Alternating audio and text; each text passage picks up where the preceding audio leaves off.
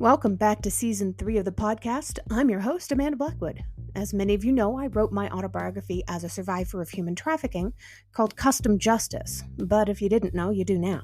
Keeping in line with that, this entire season has been focused on interviewing people who did or plan to write about their own experiences as trauma survivors and how they overcame their past. If that sounds like you, reach out. We can talk about having you on the show, too. As much as we all hate commercials, they are a necessary evil these days.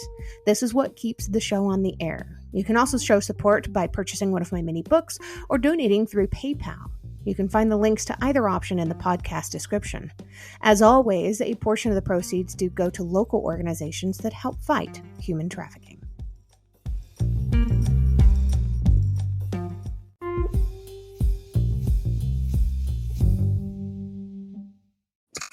Good morning. Hi. Hello. How are you? I'm good.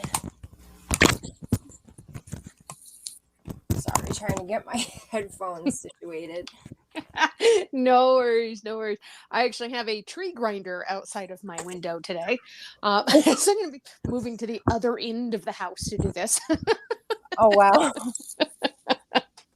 Oh, the neighbors, I swear. Every single time I'm getting ready for a busy week of doing all these podcast recordings, they hire these tree trimmers to come out, and then they sit there with their chainsaws, and then they go with the tree grinder. It's awful. Oh, my God. That's like, see, like I'm high functioning autistic. So like certain noises and vibrations like are really awful for me that like aren't for normal people. And like those type of like, yeah, like chainsaws and like high vibrations, like it's always like agonizing for me. Yes.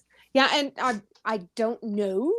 I've never been diagnosed, but I think there's a lot of things about me that have been recognized as being on the spectrum by a good friend of mine who actually that's what she does. Daughter. So I don't know, but there are certain things where it just bugs me. It's just stop, just go away. My poor husband, he has to deal with so much for me. Well, women are like always wrongly diagnosed. Like I was diagnosed with bipolar disorder, and then some brilliant woman was finally like, you don't actually fit the DSM like guidelines for bipolar. Like you don't stay awake and manic for 5 days at a time. So I just don't see where you got this diagnosis. And it was very like a misogynistic, like that type of feel. Like when you read the rest of it, like instead of, you know, like when he talked about my relationships, the only two relationships I've been in were abusive. And then he basically said I get bored in them. It's like, no, I finally stood up to these men and left. And you're saying you're giving me a diagnosis where I just get bored. No, like this is wrong. Yeah. Oh my gosh. Oh, these people are idiots. They just don't know what they're doing sometimes. Yeah. Well, I'm happy to meet you. Yes, I'm really happy to meet you too. Yeah, I'm excited I get to have you on my podcast. This is kind of an honor for me. You're kind of amazing. Oh, thank you. I'm excited. So when we get started, it sounds like the tree grinder left. Oh, thank you. When we get started, before I jump into doing the introduction and stuff, I usually give like 5 seconds of silence so I can visually see where to cut the audio. Because I don't do a whole lot of audio editing. I like it when people like really associate with the person that I'm interviewing, and not having the audio cut in a million places really helps with that. Right. Yeah. They hear you as a real human that way. You're not perfect. None of us are perfect. Oh God. So no. if we say and well and like, if we say that, that's a normal thing. Right. Yeah. Right. Yeah. I've been like trying to work on that too, like coming on podcasts and doing interviews, but like I'm just proud of myself in general for like having the courage to do this and come out of my shell. So oh yeah, it was like a long road for me. I bet it was. You've had a crazy story. When we're done with it, when we say our goodbyes and everything at the end of the episode, if you want to, you're welcome to stick around, especially if you have any questions or anything for me, or you want to touch base on anything. I always stick around for an extra few seconds just in case somebody wants to chat a little bit longer. Definitely. But if you don't feel like you need to ask any questions, or you feel like we're good, you're welcome to hang up too, and I won't take it personally. Okay. All right, Elizabeth, how do you say your last name? Mikotowicz. Mikotowicz. Okay, perfect. Thank you. Are you ready? Yep. Okay, I'm going to count to 5 in my head, and we'll get started. Ladies and gentlemen, welcome back to the podcast. I have an incredible young lady on with me today. Her name is Elizabeth Mikotowicz, and she has quite the story. She was adopted from birth, and as so many of us trauma survivors know, there's always some kind of trauma that comes with adoption.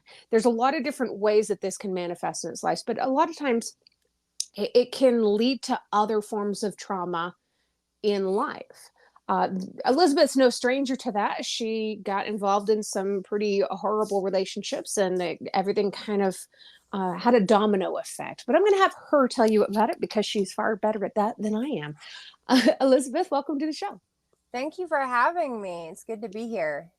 I'm really excited to be able to get to know you today and chat with you. When we first connected through Podmatch, I was just blown away by your story, and I'm just excited. I'm very excited. I think people are going to really get a lot out of your story too. I hope so. So, where were you originally born? Where did you grow up? So I was born in Quincy, Illinois, and I got adopted at 2 weeks old to a couple from Brooklyn, New York. And my dad taught in Harlem, and my mom did a lot of editing work. And then he got a job up at University of Maine. So we moved up to Bangor, Maine when I was, or the Bangor area when I was like 2.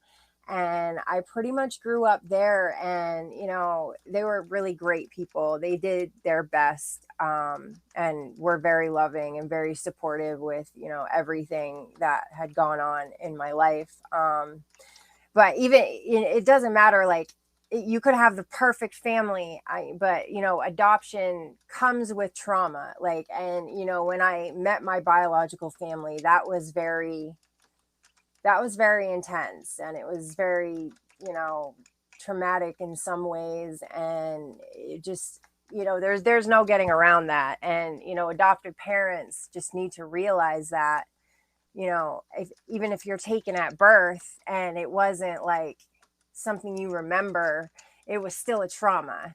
And, you pass trauma down in your DNA. It's been proven.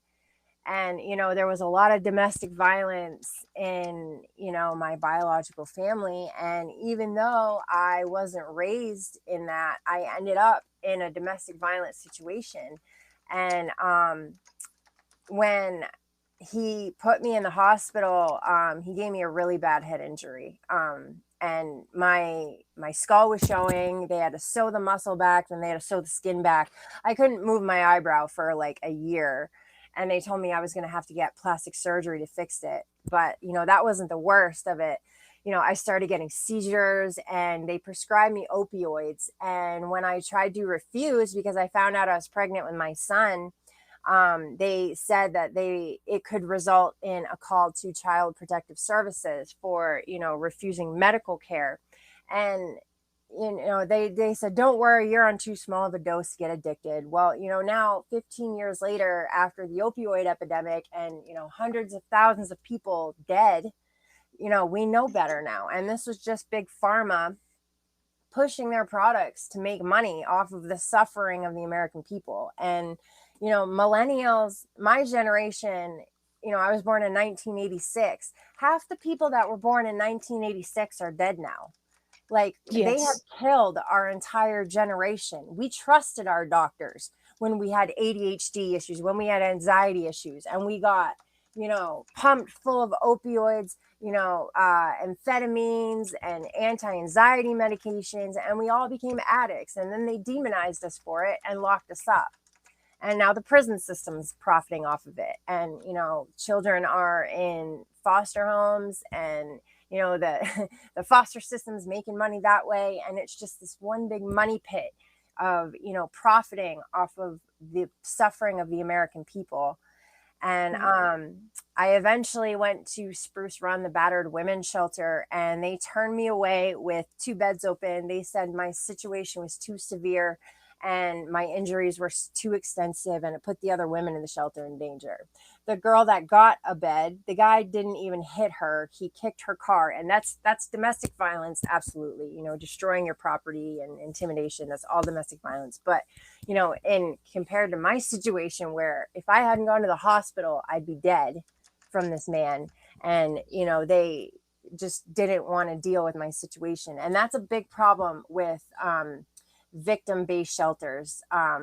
Like a friend of mine tried to get into the human trafficking shelter, and they wouldn't take her because she wouldn't snitch her pimp out.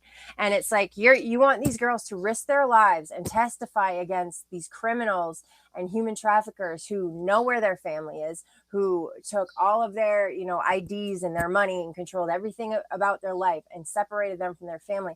They know where their family is. Like, you can't expect them to put their family in danger because you want to make a collar and you want to make an arrest. You should not be trying to figure out how much you can get off of these victims. Like, this is why women are slipping through the cracks and ending up in prison, because they're just not helping them. And so eventually I caught federal drug charges and went to prison, and I got to see all the abuse and horrible things that go on in prison. And America makes 1/5. We make 20% of the global incarceration population, and they make over $100 a day per inmate.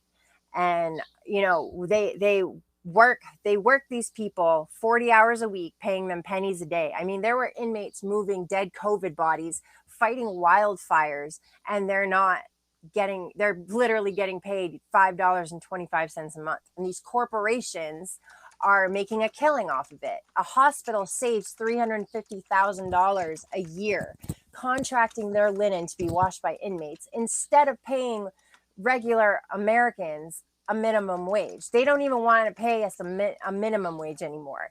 They'd rather just pay inmates pennies a day and get a free workforce. And they made everybody homeless during the pandemic. We have 29 empty properties for every homeless man, woman, and child.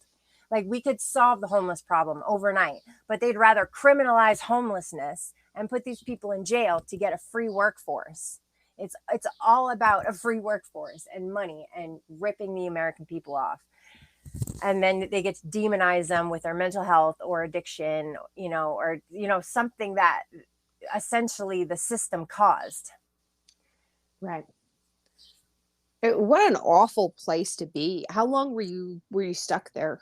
My longest stretch was 3 years, and county jail is far worse than prison, because at least the prison you can go outside whenever you want, and like they have more programs. But it's just, you're met with violence. You see violence. I mean, my first week in Somerset County Jail, I watched an entire pod of women get stripped out because they signed up for a razor, and a male sergeant wanted a list of who shaved their vaginas and who didn't. Those that did got punished. Like, that's the kind of thing you're going to have to deal with.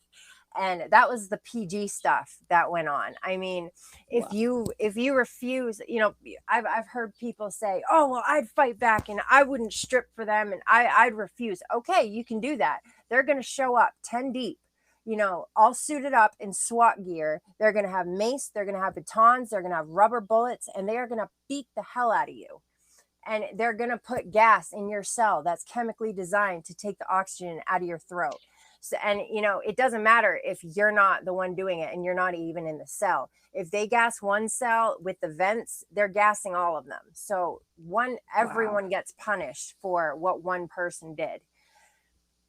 Right. And that goes back into psychology that they've used in the military and in prison systems for many, many, many years. It's a way to get everybody else to hate you too. So you're more likely to comply, because you don't care if these guys over here hate you. You care if the people that you're living with hate you. Right. Yeah. Right. So what helped you to heal from your trauma once you were finally able to get out of that situation? Well, I was lucky. I got to paint murals while I was there, and I painted on cups and sold them to the women. So it was kind of like giving Oh, them a wow. piece of their identity back. And, I did art as a hustle, and I worked out like 4 hours a day. I was always working out, always listening to music, looking for ways to distract myself. I had to learn coping mechanisms. And, when I got out on probation, I relapsed. I just, every time I left my house, I had a panic attack, and I just couldn't deal with it. And the other thing was, when I got out, I had $1,300 of medications that the prison had me on, and no way to pay for it. Oh And my gosh. psych meds, if you stop taking them, your heart can stop. So I was like separating out my medication, trying to, because you're physically dependent on them at this point. And this is a problem, when people get out of prison, they have no medical care. So they have no way. They've been forced to be on these medications. A lot of them they probably don't even need. And they're physically dependent on them, and they have no way to get more. So they're going to detox and spiral off these medications. And, I lucked out when I got out for the last time on probation, because Janet Mills was the governor of Maine. She took over for Paula Page, and Paula Page had cut funding every which way. And she gave medical care back to the people. So I was able to continue trauma counseling and, get MAT treatment when I needed it. And, just do in-depth trauma therapy. And that was like really kind of a game changer for me, being able to get my medications and not have to worry about paying for them, and figuring all that out. So, Wow. I mean, it really was a change of policy that, I don't know where I'd be if I had to, self-medicate and not be able to have access to, counseling and therapy and all that stuff. Right. And you did mention also in our correspondence that a friend of yours created a nonprofit and wrote her own trauma course. Can you tell us a little bit about that? Yes. So my friend Clover, she's just amazing. She created a ministry called A Beautiful Hearts Ministry, and it's a nonprofit organization. She has started sober houses for women. She has helped so many people since her release. She did 15 years and then gets out, and she's working with probation officers and helping people get better deals and better sentences, and helping them find housing and getting them to rehab, getting them jobs. Like, she has just done so much, when it comes to women who have been affected by the prison system. And she created this course called She Writes Her Trauma. And it was just a course about, she came up with these activities and, writing prompts, and just the community of women. It was really uplifting and really inspiring. And I don't think I would have come out of my shell if I hadn't been a part of her programs. She's in New York. So I recommend everybody, look her up. If you guys want to donate money, it would be to a really good cause. And she helps get, people off the street, and she's just done so much. And she's so loving and understanding, and non-judgmental. And I ended up calling state representatives and getting laws changed, Wow. after being inspired, by her and having the courage to do that. There was a cop in Maine who was giving drugs for sexual favors, and he was doing it with this mother, and he gave the drugs to her daughter at school, and they got in trouble. They got drug charges. But I called the DA up, and I'm like, why did you not charge him with a sex crime? Like, he's extorting her addiction. He Right. holds power over her. Like, the difference of power is, it's not, this should not be consent. And he said, well, the way the law is written, it is consent, but you should write to state representatives and, make this a case, because correctional officers and inmates cannot, there's no such thing as a consensual, relationship when it comes to intimacy, because of the power structure. Like, Right. you have to do what you're told. And they even have rules in their rule books that says the correctional officer is always right. If they're wrong, please see rule 1. And like, it brings you back to that rule. Correctional officers are always right. You do not have the right to say no to them. And it's the same with cops. So, as a woman who's been to prison, if a cop were to hit on me, the only thing I'm thinking is, what am I going to go to jail for when I say no? So, I started writing to them, and, they put my proposal in a bill. And that's how I started working with the local Democrats. And we got a bill passed that mandates all jails in Maine provide tampons and pads for free for women. And they took my proposal about the landlords. It was the Tenant Bill of Rights, and we had landlords charging these outrageous application fees, and they were getting like 3 times the rent and not renting the apartment. So it was causing a huge housing crisis. Like, if you're getting 10 people paying an application fee in a week, that you're going to get triple the rent when you're charging $200 or $100 for an application fee. And it was just a scam where they were just ripping the people off and, causing a housing crisis. So they passed that to where you can only have an application fee if a lease is signed. So yeah, I was really surprised. Like, I never thought state representatives and political people would actually like listen to me and take my words and put them into a law, in a bill. Right. But I managed to pull that off. So. Well, and speaking of law, I only recently found out that my podcast, as of right now, is required listening for some students in law school in Washington State. So shout out to those guys. That's amazing. This is why I do what I do. I want people like you to be able to have a voice and to let other people know that no matter where it is that you've been, no matter what somebody else may have done to you, you can still make a difference. And that's exactly what you're doing. And I hope you're really proud of yourself. You are doing incredible things. So this is my bill that I want, that needs to be passed across the board, like across the nation. So in prison, there's something called PREA, and that stands for Prison Rape Elimination Act. So when I was at Somerset County, they forced me to strip in front of cameras that were illegally placed inside cells. In the state of Maine, you cannot have cameras inside of a cell where an inmate goes to the bathroom and sleeps and changes. Well, they do. And under duress of being extracted and met with violence, I was forced to strip in front of these cameras. So when I went to prison, I filed a PREA complaint against Somerset County Jail. When they do their own investigations, and this is how jails cover up abuse. They do their own investigation. They admitted to everything I was complaining about, and they deemed it unfounded, so it wouldn't go a step higher. And an outside source, like a rape prevention group, or, there's supposed to be some outside source that interviews the inmate. This never happens. They never have anyone interview the inmate. So it never goes any higher. So when I was at Alderson and they got the response back, they read it to me. They would not even allow me to hold it or send it home or anything. They literally said, we don't do that. Like, you're not allowed to have it. And so what this does is you only have 100 days to file a complaint when you get out of prison. What this does is create a problem, because the first thing they say is, where's the paperwork? Did you go up the proper chain of command? Well, yes, I did, but I don't have the paperwork to prove it. So you only have 100 days. If it goes past that, you're screwed. And so this is how they bury the abuse. They just don't give you the paperwork.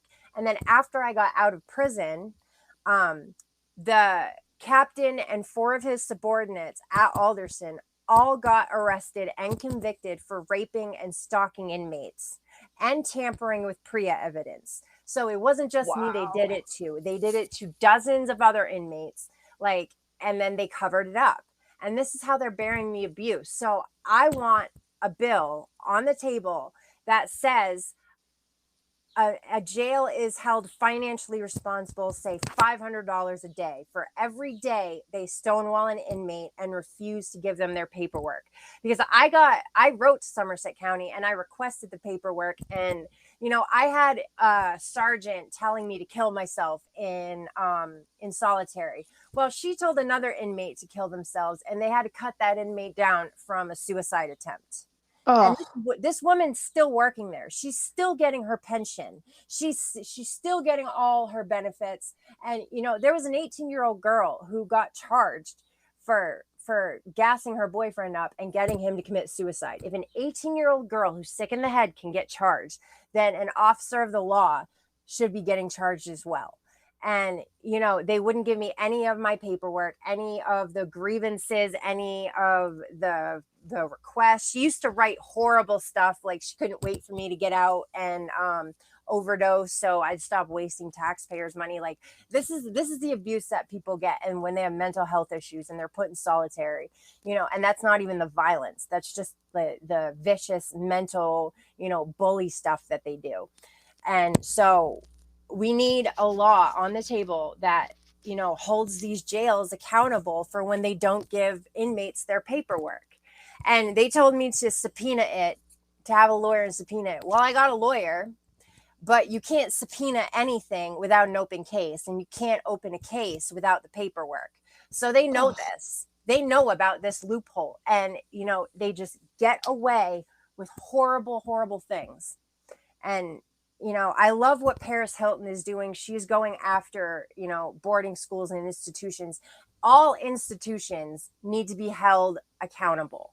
They put the institution over people and their lives, and it's just absolutely, disgusting. It's not what America should stand for.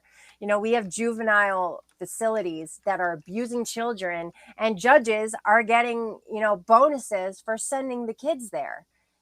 And it's, I met a juvenile from Long Creek, and they brought her to be housed with us at Cumberland County.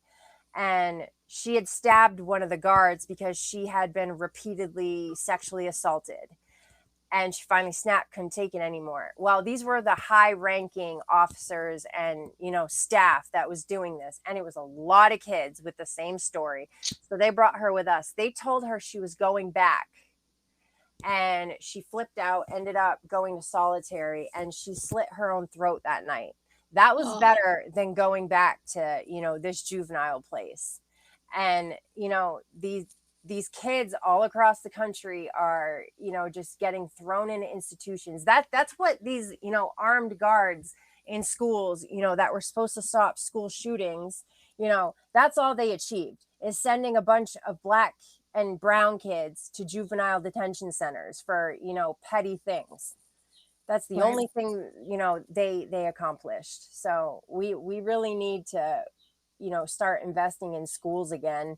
And, they do their like 7th grade reading test to figure out how many jail beds they're going to need in the future. wow. And it's no surprise to me that, over the pandemic, all these facilities, all these jail facilities across America were taking PPP loans and expanding their beds and adding more wings on so they can get more money. And now they're criminalizing homelessness. This is all about a free workforce. Wow. I understand that you were able to write your book. Was that because of your friend's program? So I'm in the editing process of my book. It's called No Justice, Just Us. And yes, I worked on, I was going through like a writer's block dry spell when I started that course, She Writes Her Trauma. And it was because it's traumatic. I was having such a hard time, like just sitting down and focusing and, just, writing about it. So yeah, that really got me back on track, and I managed to finish the first draft. So I'm still in the editing phases. Like I will get it published. It's just been a long, journey, and trying to, juggle everything, especially with my clothing brand too. That's being sold in stores now. So I went from painting murals as a federal inmate to having an environmentally friendly feminine clothing brand, and all the designs are my original paintings, and it comes in plus sizes. Like I'm so happy. I was so happy when La Galeries announced that, they were doing plus sizes, because I want women from all walks of life, all backgrounds, all health issues, all sizes to be able to wear this brand. That is And, awesome.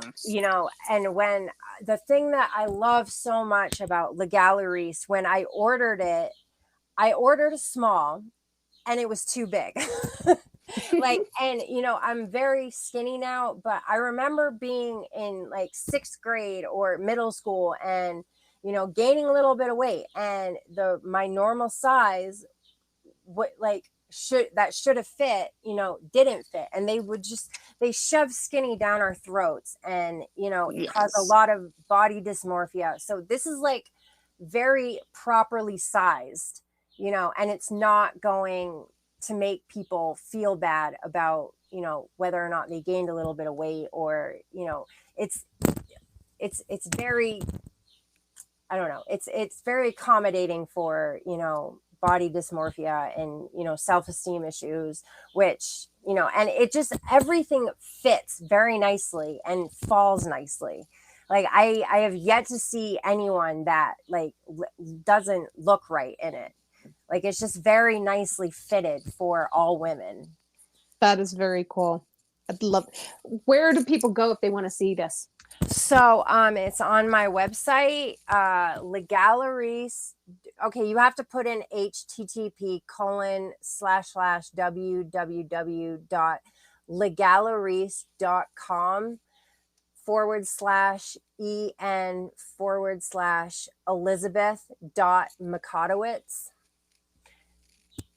And I'm also on Instagram. My handle is EPM_art_1111. And it's the same on TikTok. And I'm doing a series on TikTok about the violence against women that I witnessed in prison. Very cool. And also with, since we have another service woman that was murdered at Fort Hood, I feel like I should mention that I was in prison with all of the military women that got thrown away because they stood up to their rapist. And, this military rape culture that has, spread across the board, like really needs to be addressed. I mean, and then a lot of these men, the military breeds predators. And then a lot of these men, after they've, assaulted women in the military, they'll come work at the jails and assault the female inmates, because that we're considered trash women that have been thrown away by society, so it's okay to do that to us. And it's just they expect these women in the military to be able to defend themselves. And I've seen videos of women in the military say their superiors told them, "Oh, well, you have a gun. You should be able to stop a man from sexually assaulting you." Well, I was in prison with a woman who did defend herself, and they charged her with assault on an officer. So, wow. Like, you're not, like, try again, like, next, because, like, this is not okay. And, I've had several female veterans on my podcast that have talked about being yeah, it is an incredibly high number. I think they said 1/3, and those are just the ones that come forward. Right. It's a pandemic. Yeah. It's absolutely disgusting. Yeah. So have you got your book handy? Would you be willing to read a little bit of it for our audience? Yeah, actually I could also, I can do that. I do have a poem though that was published. I won a contest with it. Great. I was going to read that one to you guys. Yeah. Yeah, So I'm all for that. this is called Flying Black Balloons, and I won a contest in Maine and got it published. I won 2 years in a row, but this is the one that got a standing ovation with fist bumps in the air, so I figured I'd share it with you guys. Flying Black Balloons. 4 years in my recovery, but I am not recovered. A sad and awful truth that I have faced and suffered. My chains and shackles gone, only felonies remain. Reminders of my past, like they don't carry any shame. My friends are mostly gone, just sad memories left instead. A sea of black balloons, big pharma's markers of the dead. Their kids are all now orphans, men taken to the state. It showed me prison was a blessing. I escaped a darker fate. With all this death and chaos, you think the government would care. They took their cut right to the banks, such corruption in the air. With the prison numbers rising and the rehabs all a mess, 94%'s their failure rate, no refunds nonetheless. The disease just keeps on spreading, capless needles in the street, homeless faces everywhere, more injustice we can't beat. As the rich keep getting richer from all this insanity and pain, the politicians, they don't care, they have so much to gain. So we fly these black balloons to remember all of you, the ones that we have lost and those that barely made it through. Our American dream is shattered, endless lives left all a mess. Replacement drugs the only way they say you'll ever rest. And who was tried for all these crimes, the addict nonetheless, their form of rehabilitation, slow torture at its best. Are you tired of this nightmare, of this dystopian land? I know that I am. I think it's time we make a stand. Oh, that's fantastic, Elizabeth. That was amazing. Thank you. I can totally see why you won awards and why you got a standing ovation. Well, thank you. You really are out there making huge strides for other people, and it's so selfless. It's definitely admired in you, and I hope that you can inspire other people to do the same thing too. I hope so. Yeah. That one line in 94%'s their failure rate, no refunds nonetheless. These rehabs in America, they'll charge $30,000. And for instance, a friend of mine, his nephew got kicked out of rehab for drinking a cup of coffee in the wrong part of the building. Oh my gosh. They kicked him out for that. He got out and relapsed and overdosed. So, they're just no other form of rehabilitation would kick somebody out over a cup of coffee or something that petty. Right. They're doing it because they just fill that slot and get another $30,000. And rehabs have these super long waiting lists. There's always somebody trying to get into rehab, and so you're crushing addicts. Their families are turning, giving up on them because of this kind of thing. They're dying. It's just one big money pit. Yeah, absolutely. I've known a few people that have gone through rehab clinics, and they have seen face to face that failure rate. It's a horrible place to be. I've got a very good friend right now that is a survivor of trafficking who was in rehab, relapsed, and now she's going back to rehab again. How would I help her more than people just sending her to rehab? What can I do? Well, for me, I had to face my trauma and get my trauma under control before I even tried to tackle my addiction. And you have to learn how to rewire your brain and feel safe again. For me, feeling safe was agonizing for me because it was like waiting for the other shoe to drop and waiting for something to happen. So honestly, being in the midst of chaos felt safe, felt more normal and better to me than just sitting there calm and waiting for something to pop off. So you get addicted to trauma and you don't realize it. It's not that you like it. It's not that you want it. It's that time before that, really accepting peace and, being like, yes, I'm okay. I am safe here. And it's really rewiring your brain. And I had to write affirmations. I had to meditate. I still listen to binaural beats every night when I go to sleep. And I had to get away from my old friends. I couldn't go hang out with people that I used to hang out with. I couldn't, people, places, and things. That's what's going to trigger you. So if you're going to places where you got high or, that were traumatic for you, and it sucks so much because people will always be like, oh, talk about it, you'll feel better. Well, your brain doesn't know the difference between a traumatic memory and what's actually happening. So by talking about it, you're actually re-traumatizing your brain. Yes. And the best thing to do is learn to distract yourself and find ways of, yeah, find ways of coping and distracting yourself. Like I got into Zentangle art in jail. It's kind of like this meditative doodle art, and anybody can do it. You can look up designs online. I'm actually creating a coloring book, an adult Zentangle coloring book for trauma, and I'm going to include what I learned about trauma and different activities that I created, because yeah, it's trauma is one of the hardest things to overcome your addiction, and it fuels it, because every time you get triggered, your brain pulls up the drug card, and it says you need to do this in order for you to stop feeling this way, like you're gonna die without it. Like your brain literally works against you, as addicts. And it's once you like understand that and you know what you're dealing with, it's a little bit easier to navigate. So yeah, it's hard. I mean, definitely just be there and, support her. Yeah. I love her to pieces. I would do anything for her, but I need to make sure that what I'm doing is what's right for her. Right. And not enabling, Right. her to, be destructive.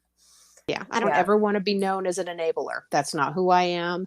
I've overcome a lot of stuff myself. The last thing I want to do is help somebody else to remain in that state of their life. Right. That was something I had to overcome, because I kept trying to, help people and pull them out. And, it was causing me to get sucked back into things. And so, I had to, first and foremost, protect myself. And, once people proved that they were sober and doing the right thing, like I would go hang out with them again. But, I really had to put up boundaries and, learn to protect myself, and, not just have this codependence where like I would just continue to empty my cup, Right. for others, when it was, causing me, to backslide. Right. You don't need to do that. You've got to be able to take care of yourself, because it's kind of like the old analogy of when you're on an airplane and those oxygen masks drop, you have to take care of yourself before you can take care of somebody else. Right. Yeah. Yeah. And it sounds selfish, but it's really not, because unless you're taking care of yourself, you're not going to be in a position to take care of anybody else. Exactly. And the other thing, I had to really look my trauma in the face and just, have compassion and empathy for myself and be like, yeah, this really sucked. This was really that bad, because nobody would gaslight and myself more than me. My favorite line to tell myself was, I've been through worse. I've been through worse. I've got this. Like, this is just going to make me tougher. And it made me tougher. It made me cold.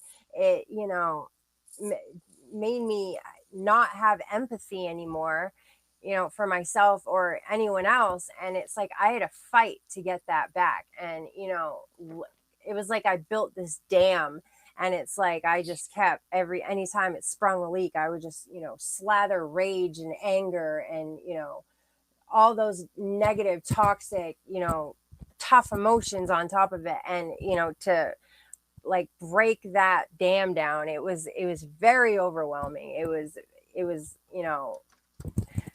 I felt like my brain was, splitting in half at times, going through that. Right. Wow. Well, there's always one last question that I ask my guests before I let them go. If you've ever listened to my podcast, you probably know exactly what to expect. But that one question of mine is my favorite. It is, what is one thing that you love about yourself, not related to your physical appearance? I love my ability to bounce back. And I love my artistic ability as well. And, people tell me that I should get over stuff and that I just need to let things go. And I'm glad I didn't listen to them, because now I'm changing things so other people don't have to go through them. That's amazing. I'm really happy that I got a chance to meet you. I just think you're an incredible human being, and the Oh, world needs thank more you. people like you. Well, thank you. I enjoyed chatting with you as well. Elizabeth, when your book comes out, please let me know. I'll have you back on the show and we'll talk about it again. I would love to come back. Okay. All right. Thank you. You are amazing. You are Oh, amazing. you are too. That's awesome. I'm so glad your show is mandated by law kids or Yeah. lawyers and training, whatever. I couldn't believe it myself. So my other podcast is getting picked up on an Australian radio station that broadcasts across the entire country of Australia. Both of my podcasts are now listed on a baby boomers website for people who are of that age who are looking to finally overcome their own traumas. That's amazing. They've been picked up in some of the most unusual places, and I've had podcast experts who've got literally millions of listeners who are telling me I've never heard of a podcast being mandated listening in law for law students before. That is amazing. I love that. I'm excited. But I mean, as soon as you started talking about changing laws, it's like, man, those kids are gonna really have something to listen to with this one. Yeah. That's so That's cool. great. That's awesome. Oh, I love how much you're changing in the world.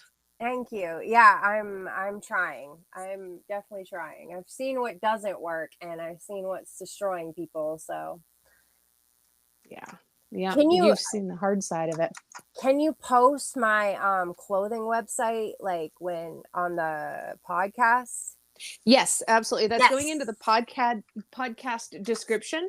That's awesome. But I'm also going to include it on my social media posts and stuff. So I post this on Facebook, on my personal account, my business account, my personal TikTok, my business TikTok. I post it on LinkedIn, and where else? There's That's somewhere great. else. But I'm yeah, so excited. I put it all over the place. Sweet. I will too. Just send it to me when it's done so I can post it on my handles as well. Awesome. They're always recorded in advance, but I do have some dates already. It looks like this one is going to be airing on April 28th. April 28th. I look forward to it. Me too. I know that you and I together. Yes. We're going to make changes. Yep. Yes. Oh, you're awesome. I love you. You are amazing. too. I love you too. You're my new favorite. Are you on Facebook? Yes, I am. I'm like over Meta and they're lobbying against TikTok. So like I don't really like advertise my Facebook, but yes, I do have it. I'll send it to you. Actually, it's posted on Podmatch. I just put it on Podmatch. Oh yeah. Okay. Let's see. Dashboard. I've actually got Podmatch pulled up. I have all this stuff pulled up in case I need to reference it at any time. And they're always saying, don't do that, but it's super helpful for me, honestly. Right. I need it. I need this stuff. Right. Okay. There you are. All right. I'm going to send you a friend request. Great. I will accept it. Okay. Oh, look at you. Who's the guy? He's a cutie. That's Ethan. That's my fiance. That's my son's name. Aw. And who's the other cutie? The one without teeth yet. Who's the puppy? Oh, that's Athena. That's my little service dog. She's adorable. No, she's so cute. She looks so happy in that photo. Yes, she is. Awesome. When are you and Ethan getting married? Well, we haven't picked a date yet. It's kind of just been like up in the air, like with the pandemic and shit. So we haven't been in a like huge rush, but yeah, we've been talking about. Yeah, we just moved too, so we're probably gonna do it this summer. Very cool. Very cool. Oh, I love it. Oh. Well, I've got another meeting coming up in 10 minutes, so I should probably let you go. I had so much fun chatting with you today, though. Yes, I had a blast too. Thank you for hanging out with me. Yeah, thank you for having me. And we will talk soon, especially Definitely. now that we're friends on Facebook. Absolutely. All right. Have a good day. You too. Bye. Bye.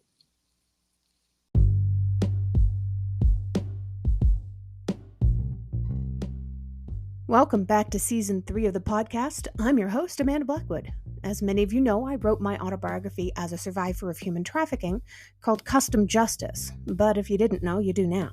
Keeping in line with that, this entire season has been focused on interviewing people who did or plan to write about their own experiences as trauma survivors and how they overcame their past. If that sounds like you, reach out. We can talk about having you on the show, too.